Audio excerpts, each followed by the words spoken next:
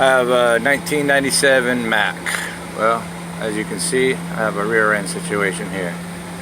That seal burnt out, which left it vulnerable, overheated through the bearings in the bottom of this bad boy here. It was terrible. So I'm just going to give you a quick little rundown of what you need to do. As you can see, I got my silicone setting up. This is the rear end for this unit here. Either brand new or rebuilt. I think it's rebuilt. Alright. Just so you guys know, when you guys take it off, you got this bolt hole and this bolt hole here, which is on the side cover here. You have to get to it from inside here. And the cover will have a, right where the camera pretty much is in the middle there, will be a fill bolt right there. You can see that's the cover. And I noticed that the old one was aluminum, and this one is plastic. So I don't know why they did that, but you know, integrity is you know, in the strength. So this chamber here is going to get filled up to a certain level, and then obviously this one gets filled up to here. There's a drain for it, and then to drain the units out, I had a 5-gallon bucket here, and then an oil drain bucket to catch the outsides. The tools right here has got a 22 millimeter for the case itself, to bolt the whole transfer case down. Make sure you have a 12-sided 13 millimeter. That is for the U-joint bolts. 13 millimeter. I mean, oh, we got 16 millimeter and a 17 millimeter, and that should cover all the bolts. And then you need a regular ratchet for the drain plug. Well, let's say you got all of this taken off. You have to remove the dog bone that's at the top, which is that one right there. That's a brand new one. If yours is still good, you're gonna have to remove it, because you're not gonna be able to lift this up out of the way and give yourself the clearance. So out of the two dog bones, the front one that's closest to the cab is gonna be longer than the other one in the back right there, which is shorter. You already have to loosen up half of that dog bone, okay, to get this dog bone out. So you might as well just replace them while you're already up in here. It's already a dirty situation, as you can tell. This is concrete truck. It's a 38-meter boom. Tied the drive shaft off to the side. Tied that one off and tied it to where it wouldn't fall out on vibration. I moved the air hose out of the way. I also disconnected this, and you can do this and the vehicle can ride. This is a boom truck with its own built-in pretty much crane. Let me show you here. Yeah, pretty convenient. But yeah. I work for M&M, by the way, and I got a chain tied to it, remote control on the ground right there. But in order to pop that out, you have to remove this axle. All right, and what I did is these little triangular cones that go into it, sometimes they just get oxidized and they get stuck. And being that you got the outside pressure and all of these are fighting against each other, and then whatever builds up in between here and here in the nut, I mean the bolt, you know, it gets stiff. So I took the sludge hammer, and you see the marks out here. Don't hit around the threads or anything that's going to distort this. But I tapped in concentrated areas around to create the vibration to break all the stiffness that there was. And then after I seen it was hitting, I started hitting the center, and it just popped it out. I did use a small flathead screwdriver to wedge in the middle of it, so once it was out, I was able to keep the gap wider.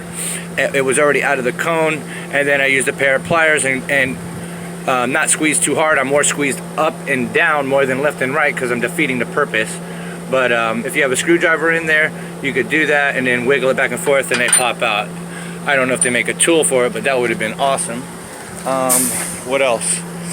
The floor jack over here. The floor jack, what's going to happen is when the dog bone comes out, that rear end is going to favor one side or the other, and you're going to be right here in the middle of both. There's the back rear, there's the front rear, and this is the area you're going to pretty much be in to get to the bolts. Those nice little clean bolts right there in that pretty new dog bone. Well, just hose it down, pressure wash the area as much as you can, wrap rags around all this so you're not coming out a different color. And what else?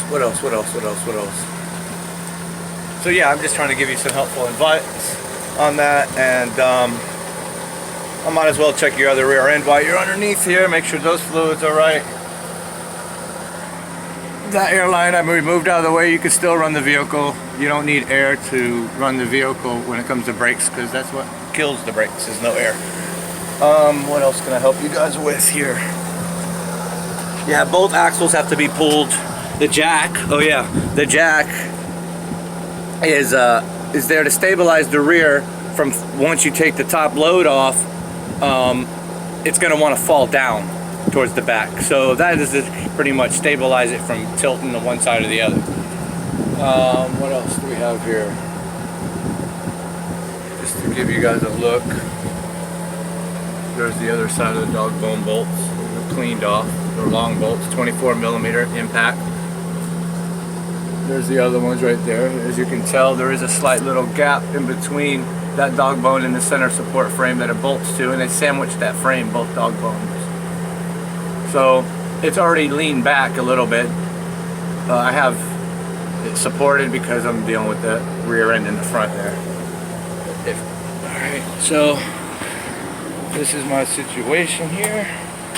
The same thing, I just got rags to catch whatever spits out, keep it nice and clean, protected.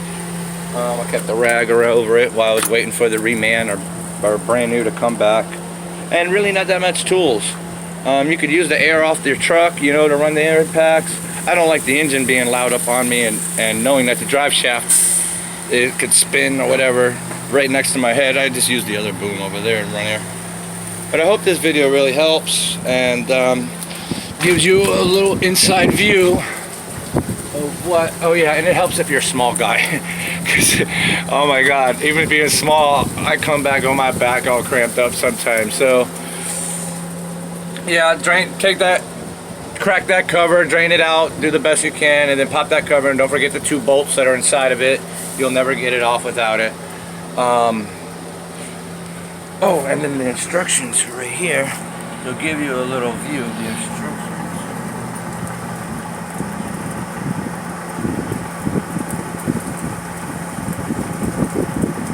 You know, you can pause it or whatever, give you a closer view of that.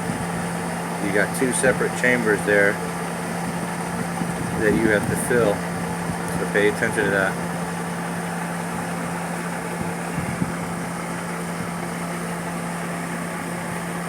I didn't even use any of this, to be honest with you. I just pulled this out for you guys, and now it's got me looking at it. But I hope this video really helps you. Enjoy your day. Happy New Year 2019. Like, subscribe. Thanks a lot for watching. Peace out, guys.